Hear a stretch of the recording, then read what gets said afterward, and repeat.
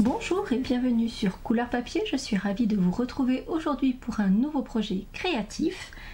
C'est celui-ci, une petite carte interactive que je trouve très mignonne, d'abord parce que j'adore ce petit set de tampons avec les zèbres, ils sont craquants. Et en fait, alors il est bien caché, mais vous voyez qu'ici il y en a un petit qui est caché, effectivement. Et regardez bien, tadam! On a donc un autre petit zèbre qui sort comme un diable de sa boîte parce qu'en fait, il va gigoter sur notre carte.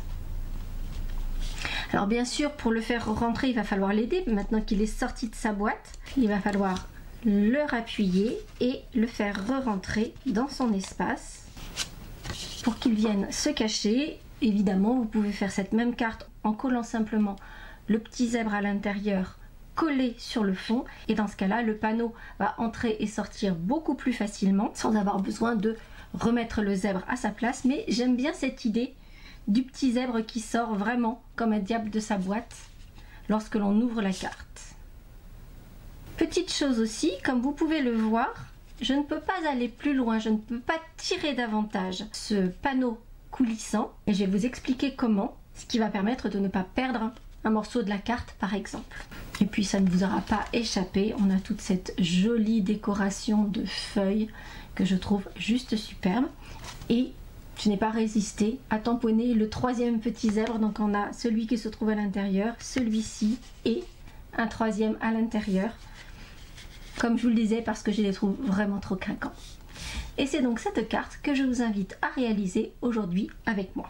Pour réaliser cette carte, nous aurons besoin d'abord d'une base de carte aux dimensions habituelles, c'est-à-dire 21 par 14,85, c'est-à-dire la moitié d'une feuille à 4, et avec une ligne de marquage en son milieu à 10,5, et on va utiliser notre carte donc à l'horizontale. Il nous faudra ensuite deux panneaux dans du papier murmure blanc épais. Le plus grand va servir à faire le matage qui se trouve derrière, mais c'est aussi lui qui va servir à maintenir le mécanisme de la carte pour faire coulisser cette carte-ci sans qu'elle ne s'échappe de la carte. Ce panneau de matage mesure 14,55 par 10,3. Il vous faudra un second panneau, c'est celui dans lequel on va faire l'ouverture, et ce panneau-ci mesure 9,5 par 13,85. Il nous faudra également un panneau de 8,3 par 18, c'est ce panneau qui viendra se déplacer à l'intérieur de la carte. Le 8,3 doit être très précis puisqu'en fait on va ensuite le redécouper, donc c'est vraiment la largeur de ce die. Et puis pour terminer, il vous faudra des chutes de papier blanc épais également pour vos petits zèbres, vos découpes de feuillage, etc. Et donc la première étape, je vais procéder à tout le tamponnage et toutes les découpes. Ce qui veut dire que mes petits zèbres, qui sont issus du set Zany Zebra, n'ont pas d'outil de découpe assorti. Ce qui veut dire que je vais les découper simplement avec mes petits ciseaux de précision. Si vous n'avez pas l'habitude de faire de la découpe de précision, je vous remets juste ici une vidéo où je vous donne plein de petits trucs et astuces pour pouvoir le faire. Donc je vais tamponner mes deux zèbres, celui qui viendra sur l'extérieur, et là j'ai découpé en dehors de la ligne de tamponnage. En revanche, sur celui qui se trouve à l'intérieur, là j'ai bien découpé le long du tamponnage. Je vais également tamponner et découper toutes mes feuilles. Celles-ci viennent du set émotion effeuillée, et là par contre j'ai bien le set de die qui lui est coordonné, et donc je vais pouvoir découper toutes mes feuilles. Je vais utiliser deux couleurs, du feuillage sauvage et du riche raisin, et en fait pour avoir différentes tonalités de vert, je vais les faire parfois en première génération, parfois en seconde génération. Par exemple là c'est deux feuilles, vous avez la première génération, la seconde génération de tamponnage. Pour cette version-ci, j'ai fait mon petit zèbre et les fleurs en rococo rose. Pour la version que l'on va faire ensemble, nous allons partir sur du Mystérieuse Brume, parce que vous savez que j'aime beaucoup ce bleu, je le trouve juste magnifique. Et puis du coup, on aura une version plus fille, une version plus garçon, même si c'est très stéréotypé de faire du bleu pour les garçons et du rose pour les filles. Mais on va également devoir tamponner cet effet de pierre sur le panneau que l'on va ajourer. Et cet effet de pierre, je l'ai avec ce grand tampon de fond. Par contre, comme vous pouvez le voir, c'est un grand tampon de fond à la verticale. Or moi, je veux de l'horizontale, mais je ne veux pas mettre mes pierres à l'horizontale parce que ça ressemble plus à grand chose. Ce qui veut dire que je vais utiliser mon Stamparatus.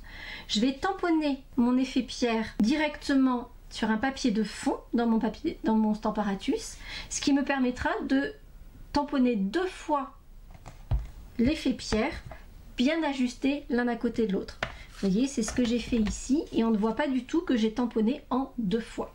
Sur le panneau de matage, je vais reproduire mes effets de feuilles avec ces 2 couleurs uniquement sur le pourtour. J'ai pas besoin de remettre partout, donc uniquement sur le pourtour pour faire un effet de papier à motif. Sur le panneau coulissant, là je vais faire un effet de feuilles partout sur ce panneau. Je fais tout mon tamponnage, toutes mes découpes des feuilles et des petits zèbres et je reviens vers vous tout de suite.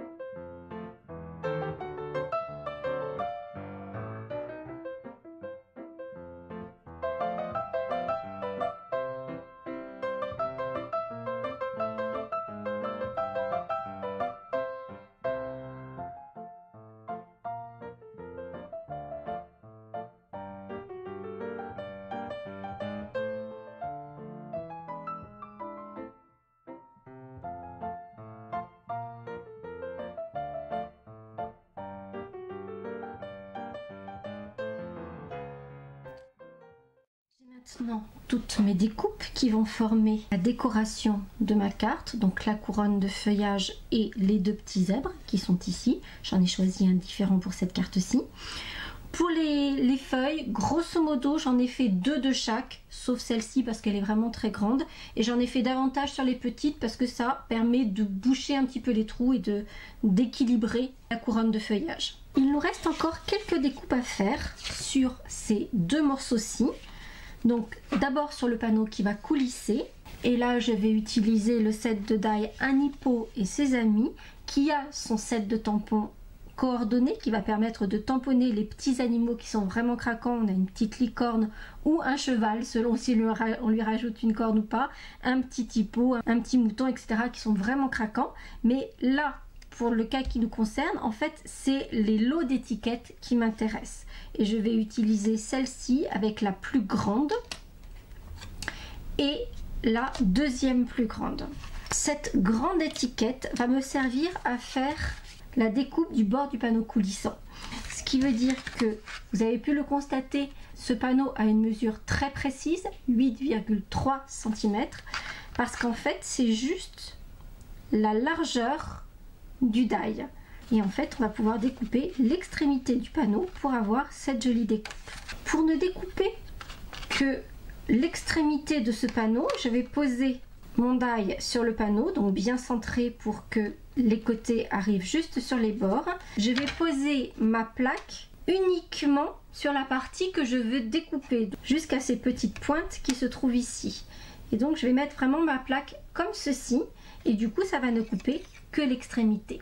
Il nous faudra également ouvrir le cadre dans lequel notre petit zèbre va sortir, donc cette fois-ci avec le deuxième die, et votre découpe doit être décentrée puisqu'en fait il faut que votre petit zèbre ait la place de venir se cacher. Donc on va décentrer l'ouverture. Par contre on va bien la centrer en hauteur, et ça c'est important parce que vous allez voir qu'on a assez peu de place après pour tout ajuster. Et ainsi obtenir le panneau coulissant avec sa jolie découpe sur l'extrémité. Je ne sais pas si vous l'avez vu, mais il y a en plus un petit détail de point de couture. Vous savez que ça c'est quelque chose que j'apprécie tout particulièrement. Et sur mon panneau, donc cette ouverture, ce cadre, duquel va sortir mon petit zèbre. Là encore, on va retrouver le petit point de couture tout autour, même si au final on va plus énormément le voir puisqu'il y aura tous les branchages qui vont venir se placer autour. Pour faire ressortir tous ces éléments, je vais ancrer le pourtour de ce panneau-ci, mais également le pourtour de l'ouverture, donc simplement avec un doigt éponge, et je vais apporter de l'encre tout autour.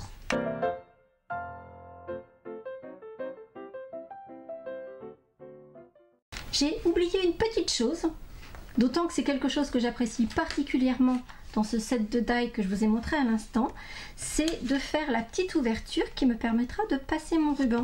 Et en fait, dans la collection d'étiquettes, on a, en plus on les a en 2 exemplaires à chaque fois, 2 couples de die qui vont nous permettre de faire des petites ouvertures longues, c'est celle que j'ai utilisée ici, ou des ouvertures un peu plus larges pour pouvoir passer des rubans, des ficelles, etc. Et ça c'est un principe que j'adore parce que du coup on peut ajouter l'ouverture que l'on souhaite à nos étiquettes ou pas si on veut garder des étiquettes sans ouverture.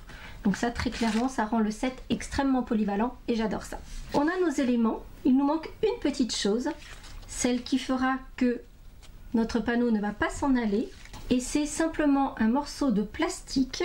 Alors pour la longueur il vous en faut grosso modo une trentaine de centimètres à peine, mais on va dire qu'avec 30 au moins vous êtes large. Et pour la largeur, le mien fait 4 cm de largeur. Il vous faut quelque chose d'un peu large pour être sûr que ça se tienne bien, mais il n'y a pas de mesure précise pour cela. Et donc pour pouvoir faire ce mécanisme, il va falloir prendre notre panneau de matage avec la petite décoration qu'on a fait tout autour et faire 2 ouvertures à 1 cm du bord. Sur les extrémités, c'est pareil, il n'y a pas de mesure précise. On va juste s'arrêter à 2-3 cm du bord. Donc je vais prendre mon massicot, je me place à 1 cm et je vais faire une découpe. Juste comme ça. Donc elle est à 1 cm du bord. Ici, peu importe, pas trop près pour pas faire de faiblesse sur votre papier, mais voilà, il n'y a pas de mesure précisément. Et on crée cette ouverture des 2 côtés, comme ceci.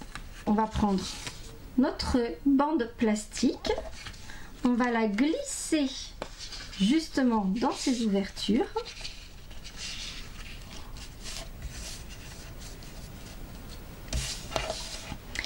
Et on va commencer par assembler. Et on va donc utiliser de l'adhésif double face. On en place juste une petite bande sur l'extrémité de la bande plastique. Et on va simplement refermer cette bande plastique sur elle-même. Il ne faut pas trop serrer pour qu'elle puisse avoir la place ensuite de bouger. Et une fois que la bande est maintenue, on va juste couper à ras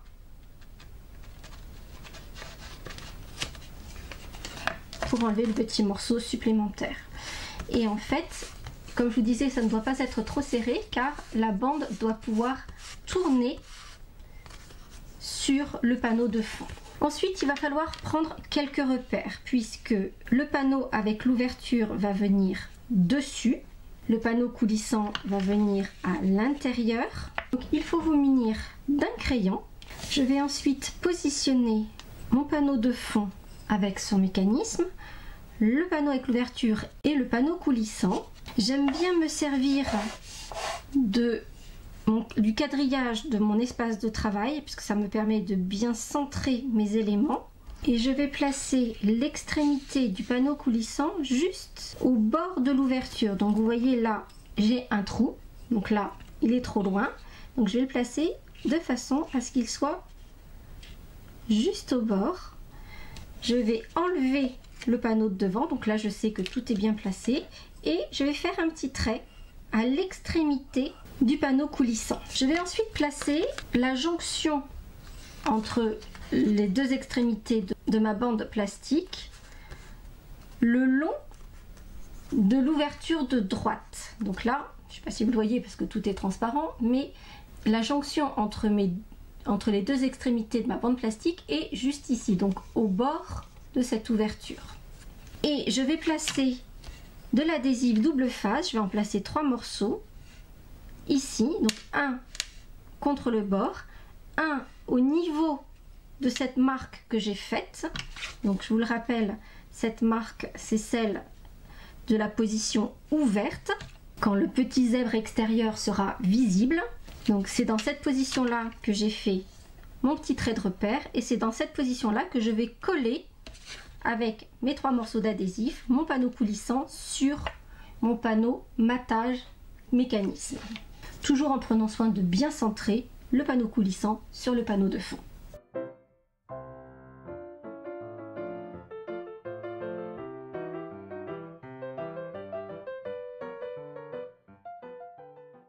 Et tout va venir se placer comme ceci.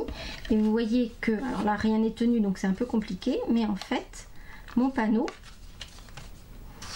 est déjà mobile. Et vous voyez en fait qu'il s'arrête en position juste au bord de ce trait de repère. Et donc il n'ira jamais plus loin. On va maintenant pouvoir coller le panneau avec l'ouverture sur le panneau mécanisme et le panneau coulissant. Mais comme vous le voyez ici, on a assez peu d'espace, d'autant que le panneau qui vient dessus est un peu moins large, donc on a encore moins d'espace. Et par ailleurs, il faut qu'il y ait la place, que mon petit zèbre soit caché à l'intérieur et que mon panneau puisse coulisser. Donc on va mettre de la dimension, mais on a besoin que ça vienne vraiment sur le pourtour et sans prendre trop de place. Ce qui veut dire que je vais prendre des dimensionals, mais je vais les couper en deux. Donc je vais les prendre comme ceci, comme ce sont des hexagones, c'est vraiment simple à couper en deux. Et je vais coller ces demi-dimensionals sur 3 côtés, surtout pas sur le côté du panneau coulissant, mais en haut, en bas et sur le fond, là où va être caché mon petit zèbre.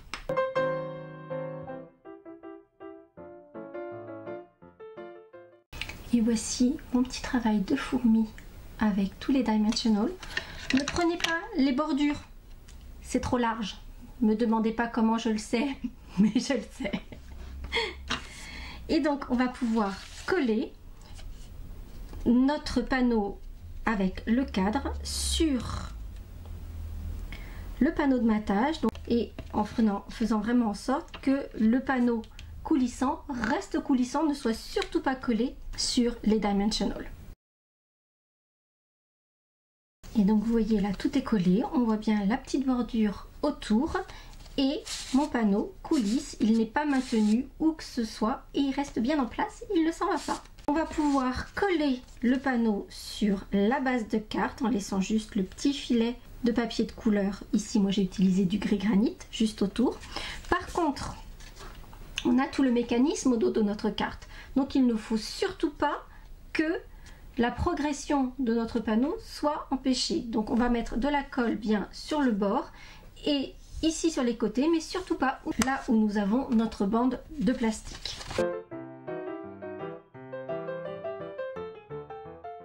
Avant de commencer à mettre tous les éléments décoratifs sur la carte, donc la couronne, les petits zèbres, on va d'abord tamponner le message visible quand la carte est fermée. Ici c'est un message qui est issu du set Émotions effeuillées, à cœur vaillant, rien d'impossible. Pour cette version-ci, je vais changer un peu et je vais utiliser le message Happy Birthday du set Zany Zebra.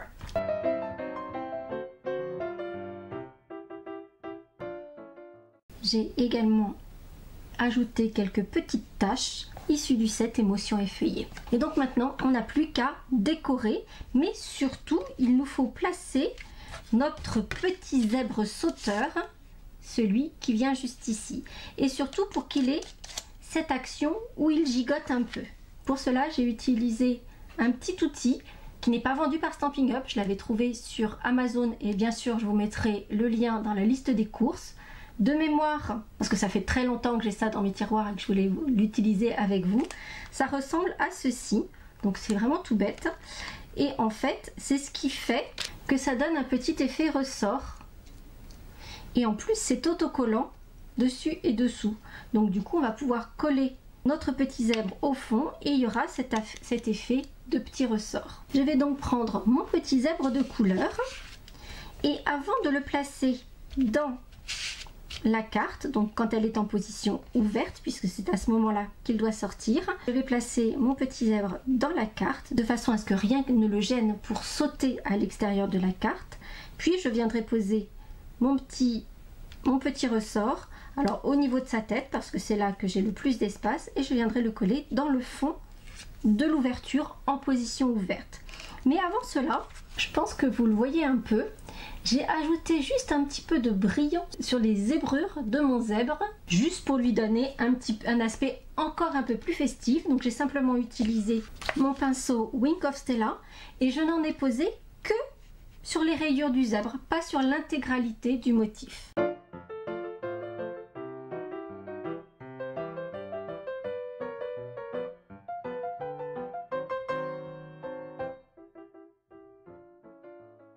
Et voici mon petit zèbre habillé de fête et avec ce petit effet gigotant. Je trouve que c'est vraiment très très mignon. Et ensuite, eh bien, il ne s'agit plus que de décoration. Je vais prendre tous mes petits branchages. Vous avez vu, j'ai sorti un petit tapis de mousse parce que je vais donner un petit peu de relief à ces branchages. Donc sur chacun d'eux, je vais prendre mon outil touche à tout et puis je vais juste appuyer sur les nervures ou sur les tiges pour leur donner un petit peu de relief, comme ceci. Et puis je vais installer mes feuillages en couronne. Par contre, il faudra faire attention à ce que mes feuillages ne viennent pas déranger le petit zèbre pour qu'il puisse toujours sortir de sa petite jungle de feuillage.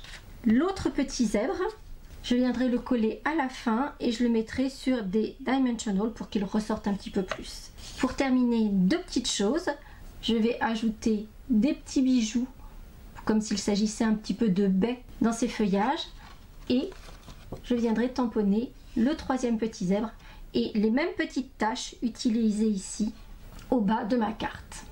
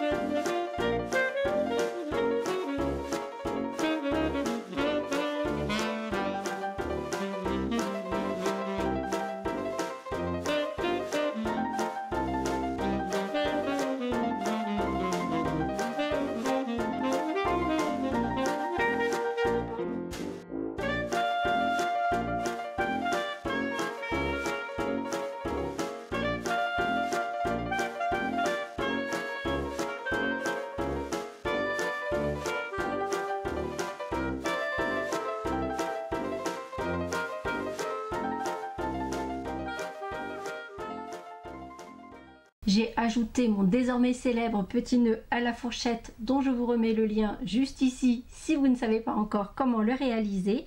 J'ai également ajouté un petit ruban, ici je l'ai noué, ajouté mon troisième petit zèbre à l'intérieur et voici notre petit zèbre sauteur comme un diable sort de sa boîte. J'espère que ce projet vous aura plu. Si c'est le cas, vous n'hésitez pas à mettre un petit pouce en l'air. J'ai deux petites choses à vous dire. D'abord, sur le blog, il y a le formulaire pour vous inscrire pour recevoir le catalogue automne-hiver qui sort le 4 août. Donc, courez vite vous inscrire. Si vous êtes parmi mes clientes, vous avez passé une commande sur ces 12 derniers mois, vous n'avez pas besoin de vous inscrire, vous le recevrez automatiquement. Si vous n'êtes pas encore cliente, vous avez la possibilité de vous inscrire et je vous l'envoie gratuitement. Seconde chose, durant l'été, nous avons une opération que vous connaissez peut-être déjà parce que ça n'est pas la première fois que nous la mettons en place. Ce sont les jours gagnants, c'est-à-dire que pour toute commande que vous allez passer durant ce mois de juillet, à chaque fois que vous commandez pour 60 € de produits, vous aurez un bon cadeau que vous allez recevoir par mail il est matérialisé par un petit code de 6 € à valoir sur une commande au mois d'août. Et comme au mois d'août arrive le catalogue automne-hiver, du coup vous allez pouvoir vous faire plaisir avec des petites réductions, ce qui est toujours bon à prendre et ce qu'on apprécie toujours énormément. En attendant, je vous dis à très vite pour de nouvelles aventures créatives. À très bientôt.